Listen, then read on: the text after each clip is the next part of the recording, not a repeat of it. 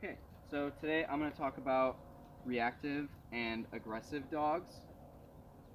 This dog isn't as aggressive as she is reactive, um, and the exercises aren't always the same. Like, you're not always going to be able to help a reactive dog the same way you would help an aggressive dog. But this is a good intro to both. So first, I want to address what you should do before this step, which is get the right tools, the right collar, the right leash, collar that doesn't slip off the dog by like there's no chance of it.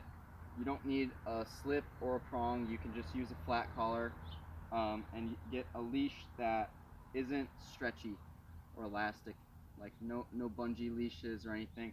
Something that really doesn't have much give to it. You want your this is how you communicate with the dog and tell them no, or just tell them like no this way a little bit. And so we want that to.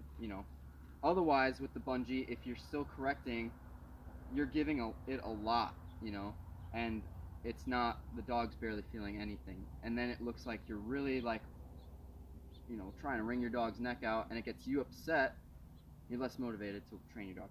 Anyways, get treats as well, high motivation treats. I've worked these dogs down to just wanting regular kibble, but at first it was like vegan sausages and different meats that I could get from clients and stuff like that. Um, but they're pretty focused in this controlled environment for the regular kibble. This is how I feed them. Okay, so get the right tools. Then, before you get a control dog like what we're going to show you here today, just practice at home. Eye contact, building a relationship with your dog.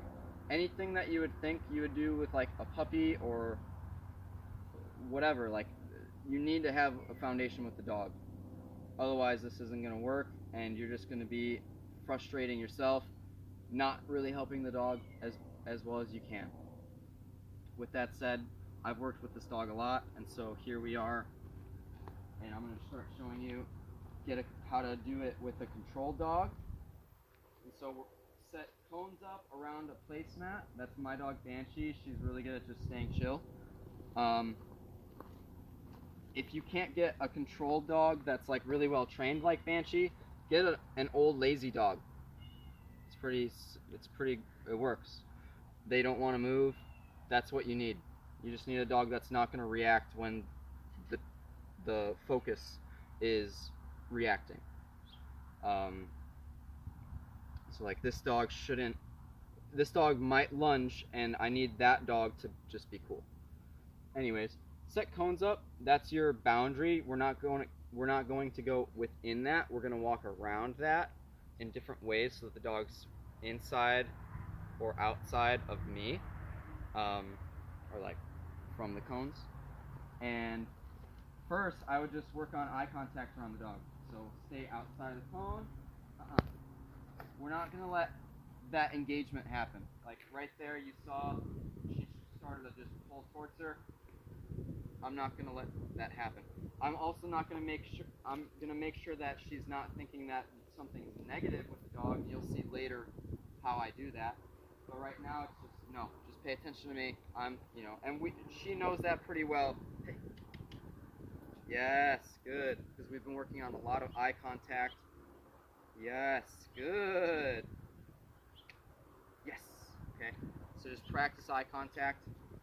Your dog doesn't need to sit or lay down or anything like that. Hey, hey,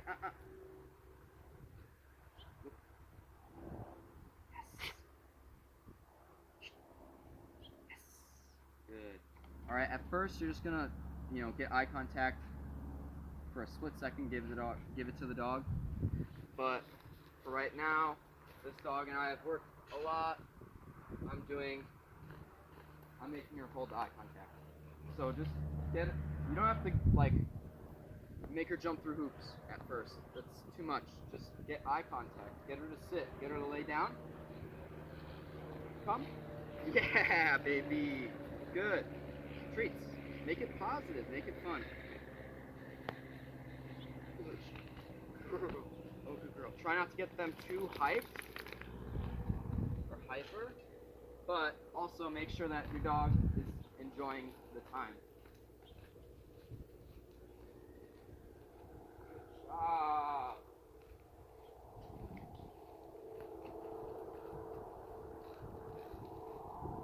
Okay. Like I said, inside and outside. Yes. Good job. Okay. And also, here's the big test. A lot of your dogs aren't going to be able to do this for a while. Walk straight at the dog and then turn away. If there's no pull, great. Give the dog treats. Really praise, you know. If there is pull, correct the dog. It's going to be hard to show because this dog is really good with me. This is Charlie. She's really good with me. So here, if she pulls towards the dog, I'm going to correct her by doing that. Or just saying, shh, come on. You know, something like that. Good girl. Good girl. Good. Yes. Okay.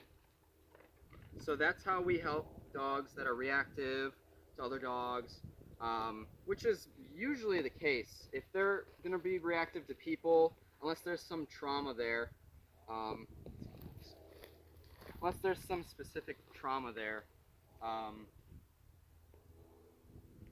if they're reactive to people, they're going to also be reactive to dogs.